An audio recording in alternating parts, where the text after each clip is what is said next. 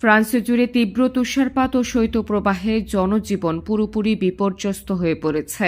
Migration বাংলার বিশেষ প্রতিনিধি এনায়েত হোসেন সোহেল জানান, ফ্রান্সে তীব্র তুষারপাত, শৈত্যপ্রবাহ, বাস দুর্ঘটনায় এক বাংলাদেশি সহ নিহত ৩।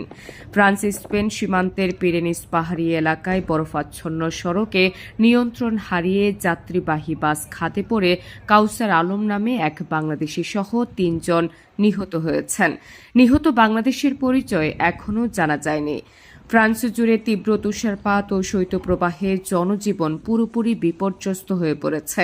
রাজধানী প্যারিস সহ দেশের বিভিন্ন অঞ্চলের বিমানবন্দর, রেললাইন এবং সড়ক যোগাযোগ মারাত্মকভাবে বিঘ্নিত হয়েছে।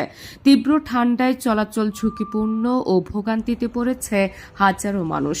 শৈত্যপ্রবাহ ও তুষারপাতের কারণে প্যারিসের প্রধান আন্তর্জাতিক বিমানবন্দর শার্ল দ্য গলে অন্তত 40% ফ্লাইট বাতিল করা হয়েছে। অর্লি বিমানবন্দরেও বহু ফ্লাইট বাতিল ও বিলম্বিত হয়েছে। এতে হাজারো যাত্রী ভোগান্তির মধ্যে পড়েন। প্রশাসন জরুরি প্রয়োজন ছাড়া মানুষকে রাস্তায় না বের হওয়ার জন্য সতর্ক করেছেন। ভারী যান চলাচলে বিধিনিষেধ আরোপ করা হয়েছে। ফরাসি আবহাওয়া বিভাগ জানিয়েছে, আগামী কয়েকদিন তুষারপাত ও শৈত্যপ্রবাহ অব্যাহত থাকবে। নতুন করে তুষারপাত এবং হিমাঙ্কের নিচে তাপমাত্রার পূর্বাভাস রয়েছে। ফ্রান্সে বসবাসরত বাংলাদেশিদের সতর্ক থাকার এবং জরুরি প্রয়োজনে স্থানীয় প্রশাসন ও দূতাবাসের সঙ্গে যোগাযোগ রাখার পরামর্শ দেওয়া হয়েছে। Migration Bangla desk report.